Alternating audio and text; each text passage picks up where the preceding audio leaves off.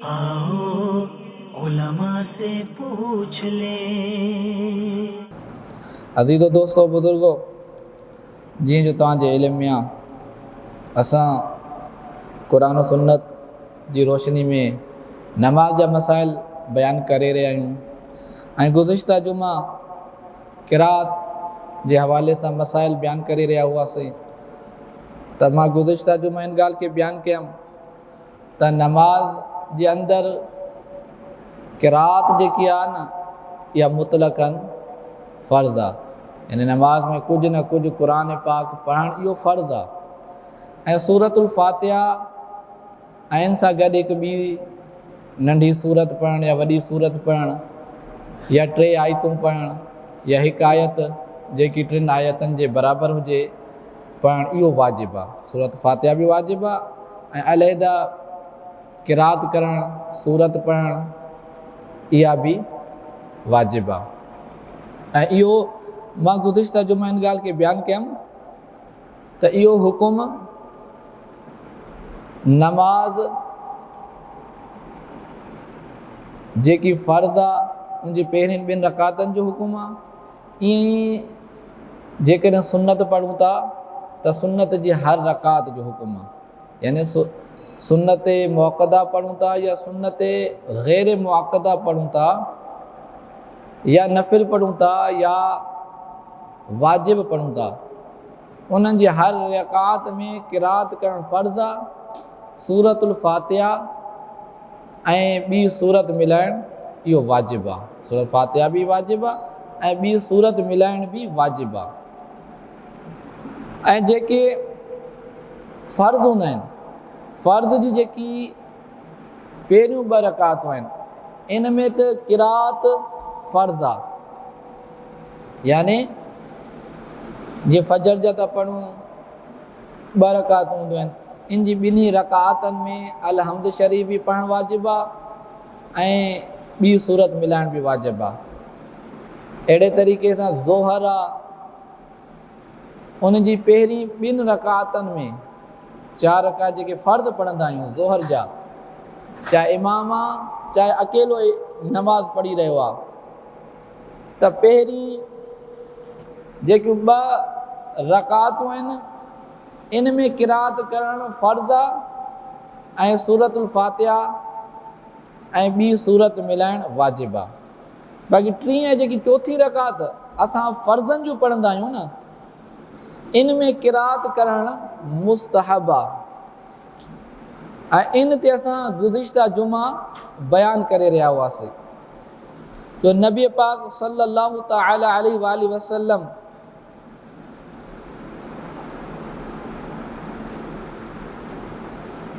जॾहिं असर जी नमाज़ पढ़ंदा हुआ, ज़ोहर जी नमाज़ पढ़ंदा हुआ, त उन में पहिरियुनि 2 रकातनि में क़िरात मुकमल कंदा हुआ ऐं 3 ऐं 4थी रकात में फ़ातिहा पढ़ंदा हुआ, जेको गुज़िश्ता जुमा मां सही मुस्लिम जे हवाले सां बयानु करे रहियो हुयुमि। अॼु इंशाअल्लाह मज़ीद इनखे बयानु करण जी कोशिशि कंदासीं। सही मुस्लिम जी जेकी 916 नंबर हदीस आहे, मां इहा बयानु करे रहियो हुयुमि। हज़रत सय्यदना अबू क़तादा रज़ियल्लाहु तआला अन्हु खां उहे पंहिंजे वालिद साहिब खां रिवायत था कनि, अन्न नबी सल्लल्लाहु तआला अलैहि वसल्लम कान यक़रउ फी रक़अतैनिल ऊलयैनि मिन अज़-ज़ुहरी वल असरी बिफ़ातिहतिल किताबी व सूरतिन व युस्मिउनल आयत अहयानन। हज़रत अबू क़तादा पंहिंजे वालिद साहिब खां रिवायत था कनि त फरमाइनि था त नबी पाक सल्लल्लाहु तआला अलैहि वसल्लम ज़ोहर ऐं असर जी 2 रकातनि में क़िरात कंदा हुआ मुकमल, यानी पढ़ंदा सूरतुल फ़ातिहा बि पढ़ंदा हुआ ऐं ॿी सूरत बि पढ़ंदा हुआ।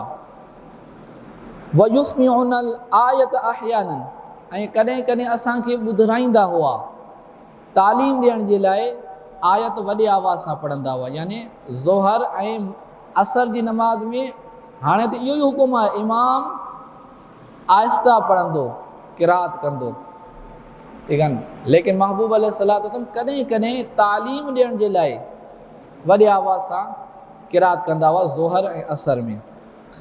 ऐं इन में ई लिखियल आहे, इन हदीस पाक में ज़िक्र थियल आहे व यक़रउ फ़ी रक़अतैनिल उख़रयैनि बिफ़ातिहतिल किताब।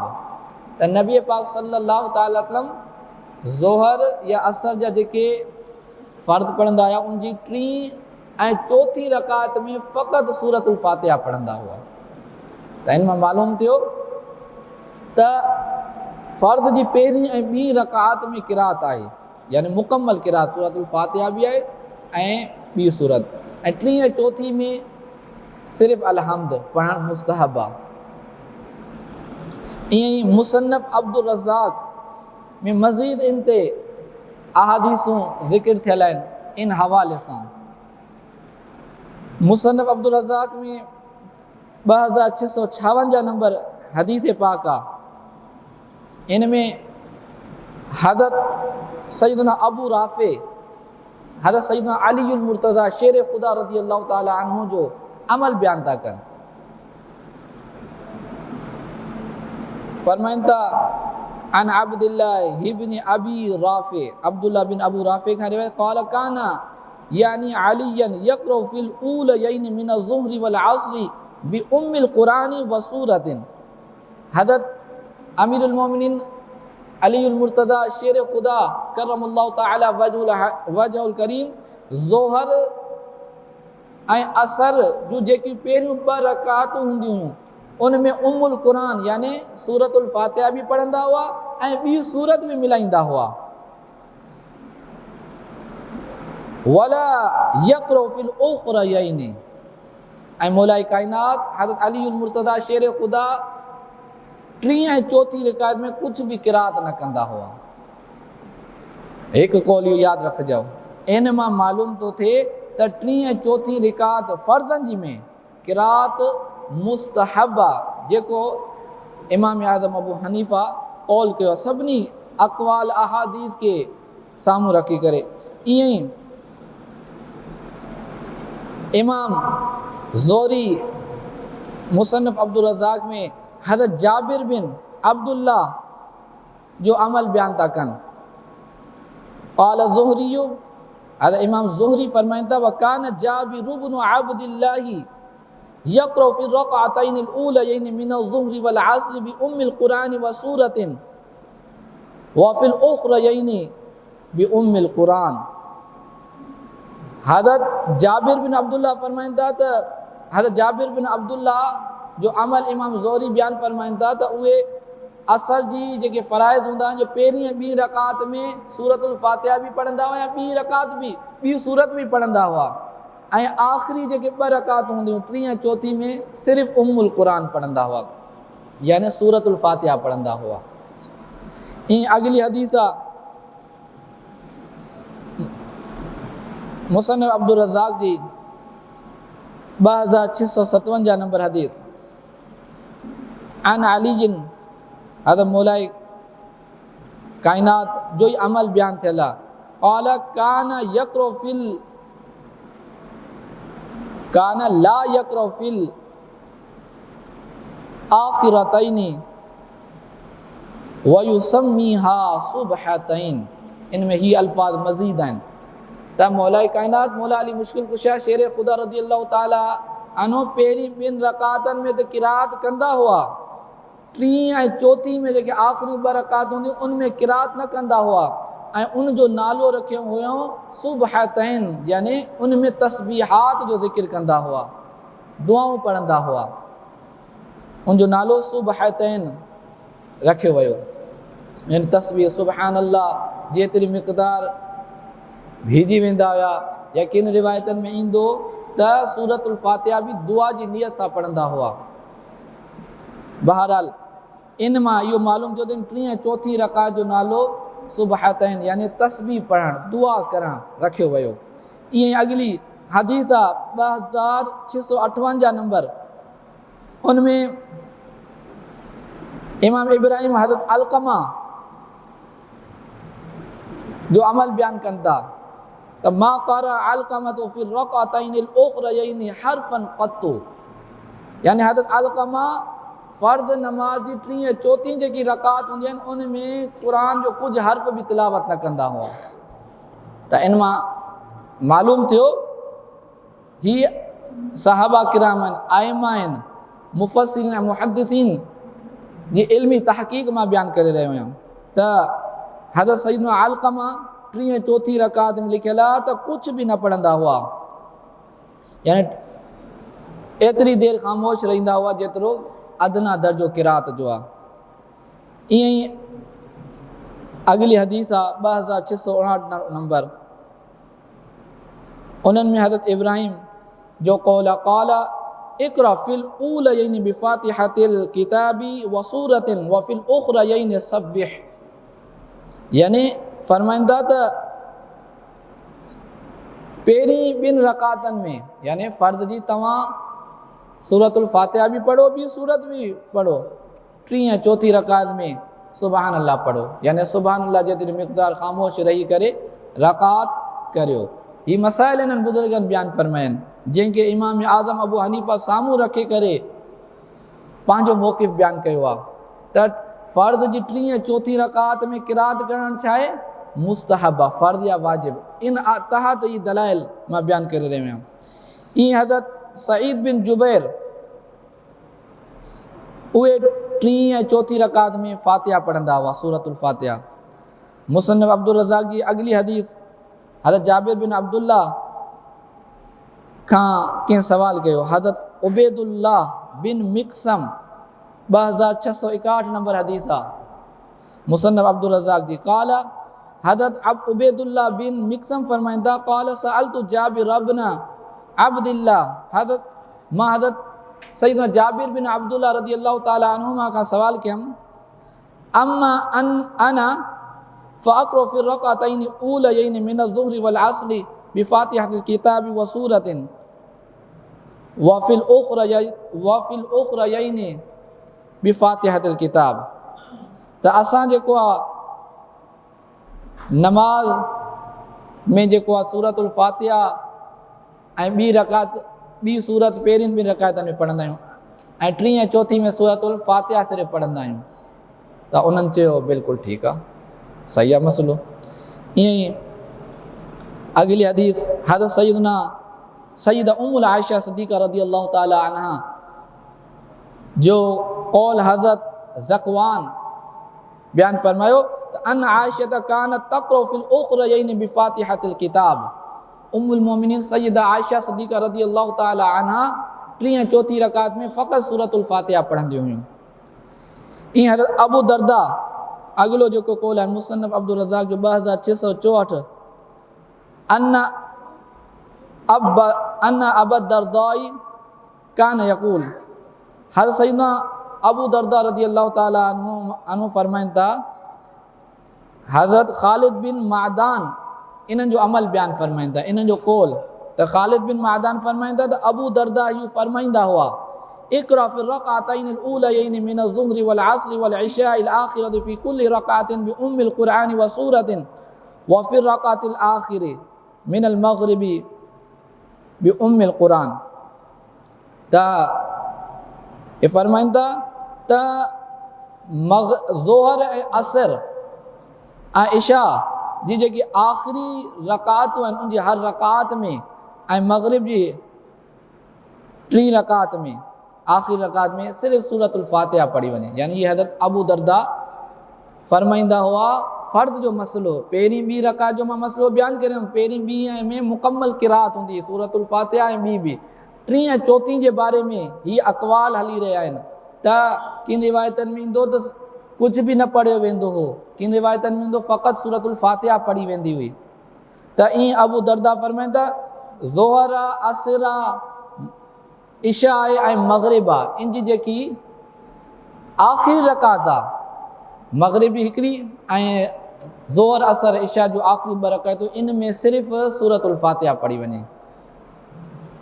ईअं ई सही मुस्लिम में 918 नंबर हदीस आहे हज़रत अबू सईद ख़ुदरी रज़ियल्लाहु ताला अन्हु फरमाइनि था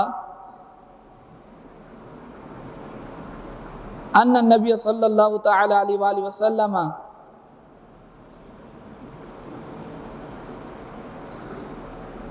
कान यक़रउ फ़ी सलात ज़ुहरी फ़ी रक़अतैन ऊलयैन फ़ी कुल्लि रक़अतिन क़द्र सलासीन आया। हज़रत सैयदना अबू सईद खुदरी रज़ियल्लाहु ताला अन्हु फरमाइनि था त नबी पाक सल्लल्लाहु तआला अलैहि वसल्लम ज़ोहर ऐं असर जी जेकी पहिरियूं 2 रकातूं हूंदियूं आहिनि उनमें तक़रीबन 3 आयतनि जे बराबरि क़िरात कंदा हुआ, यानी 15 पहिरीं में 15 ॿी में, या हर रकात में 3 आयतूं। फ़ी कुल्लि रकातिन क़द्र सलासीन आयतन, यानी ज़ोहर जी हर पहिरीं में यक़रउ फ़ी सलात ज़ुहरी फ़ी रक़अतैन ऊलयैन फ़ी कुल्लि रकातिन क़द्र सलासीन आयतन। ज़ोहर जी जेकी पहिरियूं 2 रकातूं हूंदियूं उन जी हर रकात में 3 आयतनि जे बराबरि महबूब अलैहिस्सलातु वस्सलाम क़िरात कंदा हुआ। व फ़िल उख़रयैन क़द्र 15 आयतन, ऐं ज़ोहर जी पोयूं जेके 2 रकातूं आहिनि महबूब अलैहिस्सलातु वस्सलाम तक़रीबन 15 आयतनि जे बराबरि तिलावत कंदा हुआ। औ क़ाल निस्फ़ ज़ालिक, या फरमायो इन जे अधु, ही रावी फरमाईंदा या तो 15 फरमायूं 15 आयतनि जे बराबरि अंदाज़न, या इन जे अधु। ऐं व फ़िल असरी फ़ी रक़अतैन ऊलयैन फ़ी कुल्लि रक़अतिन क़द्र क़िराअत 15 आया। असर जी जेकी पहिरियूं 2 रकातूं आहिनि नबी पाक सल्लल्लाहु तआला अलैहि वसल्लम तक़रीबन 15 आयतनि जे बराबरि हर रकात में तिलावत कंदा, पहिरीं ऐं ॿी रकात में। व फ़िल उख़रयैन क़द्र निस्फ़ ज़ालिक, ऐं 3 ऐं 4 में, यानी असर जी 3 ऐं 4 में तक़रीबन इन जे निस्फ़ क़िरात कंदा हुआ। इन हदीस मां ही मालूम थियो त महबूब अलैहिस्सलातु वस्सलाम ज़ोहर ऐं असर जी पहिरीं 2 रकातनि जी में जेकी क़िरात कंदा हुआ बराबरि हूंदा हुआ। ऐं इहो हज़रत साद बिन अबी वक़ास जो बि कौल आहे, उन्हनि जो बि इहो ई मौक़िफ़ आहे। हदीस पाक में अचे थो, सही बुख़ारी जी 770 नंबर हदीस आहे। हज़रत उबैदुल्लाह सक़फ़ी फरमाइनि था क़ाल समिअतु जाबिर इब्न समुरा, मां जाबिर बिन समुरा खां ॿुधमि, क़ाल क़ाल उमर लिसअदिन, हज़रत सैयदना उमर बिन ख़त्ताब रज़ियल्लाहु ताला अन्हु हज़रत सअद के फरमायो लक़द शकौक फ़ी कुल्लि शैइन हत्ता सलाती, ए सअद तुंहिंजे बारे में माण्हुनि तमामु घणियूं शिकायतूं कयूं आहिनि। हे बि कूफ़े जा गवर्नर रहिया आहिनि त बार बार उन्हनि जूं शिकायतूं थींदियूं रहियूं। त हज़रत उमर हज़रत सअद खे चवनि था त तुंहिंजे बारे में एॾियूं शिकायतूं, हता कि तुंहिंजे बारे में नमाज़ जे बारे में बि शिकायत थी रही आहे, तूं नमाज़ एॾी डिघी थो करें या पंहिंजी मर्ज़ी ते घटि वधि थो करें। हत्ता सलाती, हत्ता के साथ हज़रत सअद जेको हुकुम जवाबु ॾिनो, क़ाल अम्मा अना फ़उमुद्दु फ़िल ऊलयैन व अहज़िफ़ु फ़िल उख़रयैन, त मां पहिरियूं 2 रकातूं जेके पढ़ंदो आहियां इन में क़िरात तवील कंदो आहियां, डिघो कंदो आहियां क़िरातनि खे। व अहज़िफ़ु फ़िल उख़रयैन, ऐं आख़िरी 2 रकातनि मां इन्हनि खे हज़फ़ करे छॾींदो आहियां, आख़िरी 2 में मां क़िरात न कंदो आहियां। वला आलू मा इक़्तदैतु बिही मिन सलाति रसूलिल्लाह सल्लल्लाहु अलैहि वसल्लम, मां उन खां न रुकंदमि, मूंखे उन ॻाल्हि खां न रोकियो वञे, उन खां मना न कयो वञे। मां जीअं महबूब अलैहिस्सलातु वस्सलाम जे पोयों नमाज़ पढ़ियमि इक़्तिदा कंदे महबूब अलैहिस्सलातु वस्सलाम खे ॾिठमि, मां उअं ई कंदो थो अचां, इन खां मूंखे कोई न रोके, इन खां मूंखे कोई मना न करे। जॾहिं हुन फरमायो मां पहिरीं 2 रकातनि में तूल सां क़िरात कंदो आहियां, वॾी क़िरात कंदो आहियां, ऐं 3 ऐं 4 में मां हज़फ़ करे छॾींदो आहियां, यानी न पढ़ंदो आहियां। हज़रत उमर बिन ख़त्ताब फरमायो क़ाल सदक़त ज़ाका ज़न्नु बिका औ ज़न्नी बिका, हज़रत उमर बिन ख़त्ताब फरमायो तव्हां सच फरमायो, ए सअद तूं सच फरमायो ऐं तूं सही कयो आहे, ऐं इहो ई मूंखे तव्हां खां गुमान हुयो, उमेद हुई जो जीअं महबूब अलैहिस्सलातु वस्सलाम फरमायो आहे उअं ई तव्हां कंदव, अवाम जे जेके आहे न शिकायतुनि जे बावजूद बि शरीयत खे न छॾंदव। बहरहाल इन हदीस मां मालूम थियो त हज़रत सअद हज़रत उमर खे ख़बर ॾिनी त हू नमाज़ जी पहिरीं 2 रकातनि में तवील क़िरात कंदा आहिनि, ऐं बाद जी ॿिनि रकातनि में क़िरात खे हज़फ़ कंदा आहिनि ऐं हज़रत उमर इन तरीक़े खे पसंदि फ़रमायो। ख़ुलासो ही त हाणे इहे तमामु अहादीसूं इन खां अलावा बि आहिनि त इन मां मसइलो छा मालूम थियो त असांजे इमाम आज़म अबू हनीफ़ा ही बयानु फ़रमायो त जेको मां पहिरियों बयानु करे आयो आहियां त सूरत जेकी फ़र्ज़ नमाज़ आहे, फ़र्ज़ नमाज जी पहिरियुनि ॿिनि रकातनि में क़िरात करणु फ़र्ज़ आहे, यानी सूरतुल फ़ातिहा बि पढ़णु ऐं ॿी सूरत मिलाइण बि फ़र्ज़ आहे, वाजिबु आहे। क़िरात फ़र्ज़ आहे, सूरतुल फ़ातिहा ऐं ॿी सूरत मिलाइण इहा वाजिबु आहे। ऐं फ़र्ज़नि जी जेकी टीं ऐं चोथीं रकात आहे इन में क़िरात करणु मुस्तहब आहे। जेकॾहिं कोई शख़्स टीं ऐं चोथीं रकात में हथ ॿधी करे बीठो ख़ामोश रहो 3 मरतबा सुबहान अल्लाह जी मिक़दार ऐं अल्लाहु अकबर चई करे रुकू में हलियो, उनजी बि रकात थी वेंदी। चौथी में बि ईअं कई, उनजी बि रकात थी वेंदी। सिर्फ़ु सूरतुल फ़ातिहा पढ़ी उनजी बि रकात थी वेंदी। अफ़ज़ल औला इहो ई आहे, ईअं न त कोई सम्झे सूरतुल फ़ातिहा पढ़णी न, हिकु मसइलो आहे शरीयत जो इमाम आज़म अबू हनीफ़ा फ़रमायो 3 ऐं 4 रकात में छा आहे क़िरात करणु मुस्तहब आहे। फ़र्ज़ या वाजिबु हुजे हा न त पोइ उहे सहाबा जेके 3 ऐं 4 रकात में क़िरात खे हज़फ़ करे छॾींदा आहिनि या हिकु हर्फ़ बि न पढ़ंदा आहिनि या कुझु बि न पढ़ंदा आहिनि जंहिंजो आयो उन्हनि जी नमाज़ ई न थी आहे। त इन जे करे सभिनी अहादीस खे साम्हूं रखंदे इमाम आज़म अबू हनीफ़ा रहमतुल्लाहि ताला अलैहि फ़रमायो त मुतलक़न क़िरात फ़र्ज़ आहे, सूरतुल फ़ातिहा ऐं ॿी सूरत मिलाइण वाजिबु आहे। फ़र्ज़ जी पहिरियुनि 2 रकातनि में, 3 ऐं 4 में मुस्तहब आहे। अफ़ज़ल औला इहो ई आहे त सूरतुल फ़ातिहा पढ़ी वञे, सवाबु आहे इन में तमामु घणो। पर जेकॾहिं कोई सूरतुल फ़ातिहा नथो बि पढ़े, फ़क़ति 3 मरतबा सुबहान अल्लाह जेको अदना क़िरात जो दर्जो आहे एतिरी देरि ख़ामोश रही करे रकात कयईं, उनजी बि रकात थी वेंदी। त सुन्नत मुक़दा पढ़ूं था त उनजी हर रकात में क़िरात करणु फ़र्ज़ सूरतुल फ़ातिहा ऐं ॿी सूरत हर रकात में जेके सुन्नतूं पढ़ंदा आहियूं, नफ़िल जेके पढ़ंदा आहियूं उनजी हर रकात में सूरतुल फ़ातिहा पढ़ण बि वाजिबु आहे, ॿी सूरत मिलाइण बि वाजिबु आहे। ईअं जेके वितिर पढ़ंदा आहियूं उनजी बि हर रकात में सूरतुल फ़ातिहा पढ़ण बि वाजिबु आहे ऐं ॿी सूरत मिलाइण बि वाजिबु आहे। हर नमाज़ में सुन्नत हुजनि, नफ़िल हुजनि, वाजिबु हुजनि, सभिनी में इहो ई हुकुम आहे। सिर्फ़ु फ़र्ज़नि जो असांखे मसइलो यादि हुजणु घुरिजे त असां पहिरीं ऐं ॿी रकात में क़िरात फ़र्ज़ आहे, 3 ऐं 4 में सिर्फ़ु अलहम्द शरीफ़ पढ़ंदासीं, या जेकॾहिं कोई अलहम्द न बि पढ़े एतिरी देरि ख़ामोश रहियो जो 3 मरतबा सुबहान अल्लाह जेतिरी मिक़दार उनजी बि रकात थी वेंदी। अल्लाह अज़्ज़ व जल खां दुआ आहे त हीउ जेको कुझु मां बयानु कयुमि दौरान गुफ़्तगू जेकॾहिं बेअदबाना अल्फाज़ निकिरी विया, अल्लाह ताला माफ़ फ़रमाए, इनखे यादि रखण जी ॿियनि तक पुॼाइण जी तौफ़ीक़ ऐं साद अता फ़रमाए। जिन हज़ार सुन्नतूं न आहिनि पढ़ियूं सुन्नतूं अदा करे वठनि। वमा अलैया इल्लल बलागुल मुबीन। आओ उलमा से पूछ ले।